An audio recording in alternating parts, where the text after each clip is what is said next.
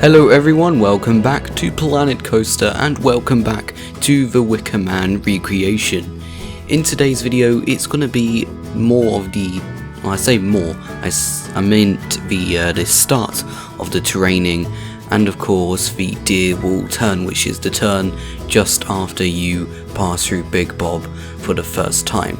So here I'm starting off to the terrain, and when it comes to terrain in Planet Coaster, I'm not very good at it.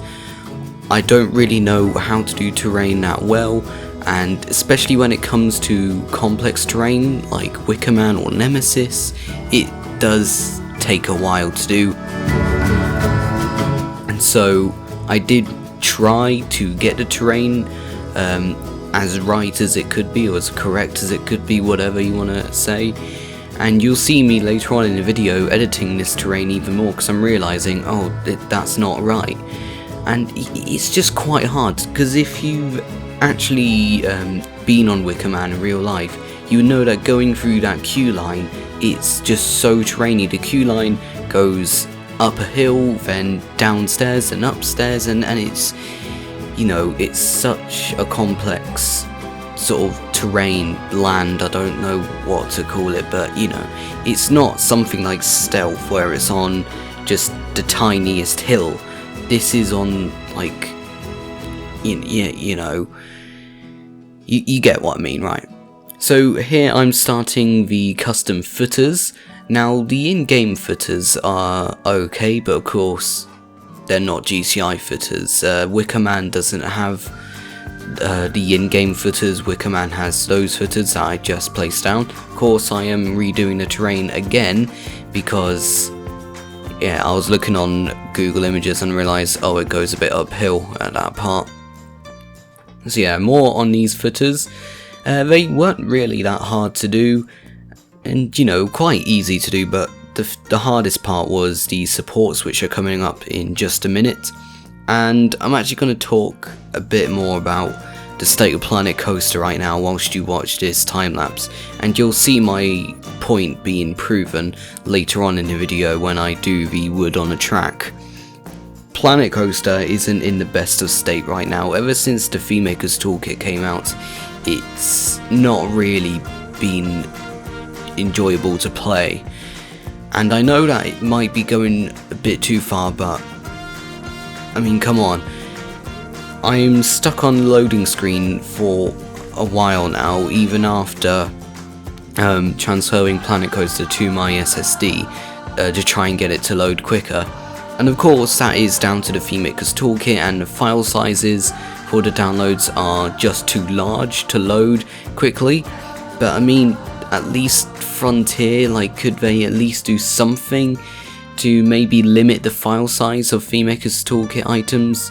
You know, because it's just a major inconvenience, and I think we're all finally realising why Frontier was so reluctant to introduce user-generated content in the first place, because they had the technology to do it. It's been around since RCT3, they did it back then, so why not now? And you know, I think we've all realised why they decided not to, and this is the reason. The game is almost broken. Another thing, which isn't really a major problem, it's just kind of annoying, the game does crash every time I exit it. It saves and everything, but I mean, come on.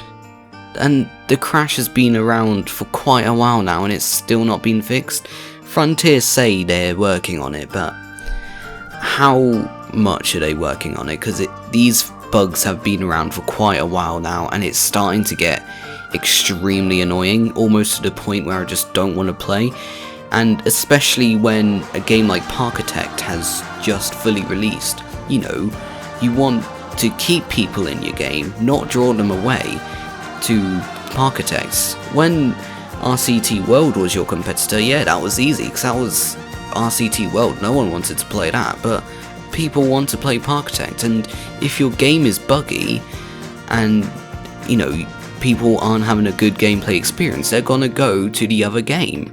And so, come on, Frontier. And another bug is the advanced move tool. They say they fixed it, they have not. They've made it worse, to be honest. Look at it, just look at this. It's the advanced move tool is a genuine disgrace at the moment. I don't know why they've changed it to something like this. A lot of people say, oh, it makes more stuff easier. It really doesn't. If you follow me on Twitter, I posted a video yesterday of where a selection, like the center of selection, wasn't even near the selected items. It was just, it was appalling really to think that Planet Coaster started out so well and a couple years later it's really dying out now. Come on, Frontier, just fix it, because at this point it's making it so difficult to build. I'm having to place each item individually just to avoid using multi-select, because when you multi-select and use advanced move, that's where the problems happen. And with multi-select as well, what on earth is happening with multi-select? In the controls menu it says use the control key, but you're actually supposed to use shift, and I'm just, is it control, is it shift? And then when you want to deselect the items, you don't use shift, you use control and shift. I mean, what? It's just making it so difficult and annoying to build, and it's, please just fix the game. Right, let's move off of the negatives now. Here you're seeing me start the wooden supports. Now, these were something I was not looking forward to doing. I knew I would have to do them eventually, and these are not final at all, and even I think they look a bit, well, bad, really. They're not really straight, they're not, you know, properly aligned, so I am definitely going to go over and redo those, because they don't look that good at all in my opinion. So yeah, just please, Frontier, fix the game. Now, in case you haven't already noticed, this episode is just on this deer wall turn, and the reason why I call it the deer wall turn, I don't think it's officially called the deer wall turn, but I call it the deer wall turn because it is next to the deer wall in the woodlands, which are like quite literally right next to the ride, and so I call it the deer wall turn just because of that. Now, technically I think it's just a helix, but it's the deer wall turn to me. So here you're seeing me start the lift hill supports. Now, I felt like I should probably just do them now, because they're only small little supports, they don't really take a lot of work, and here you're really gonna see just how screwed up the advanced move tool is at the moment. You'll see it in a minute when I try to move the angled supports. It's really not looking good at all. Now, these lift hill supports, you know, they look quite weak in real life. If you've ever seen it in real life, you're like, what's the point of those being there? I assume it's because the track has to pass under the lift hill, and those are just there for additional support, really. But it's just this little, like, plank of wood, really, that holds it up a tiny bit. So here you're gonna see just the state of the advanced move tool. Look at that. Just look at that. What is that? How do I build like that? What? Just come on. It's getting to the point where I just can't build in Planet Coaster just because of it. I'm actually just annoyed every time it happens, because it's just so annoying to think that before the Theme Maker's Toolkit came out, it was so easy to do, you know. The game was in a really good state, the advanced move tool was not as screwed up as it is now, and it's just stupid, honestly. They need to fix it soon, because it's just making building so much harder than it has to be.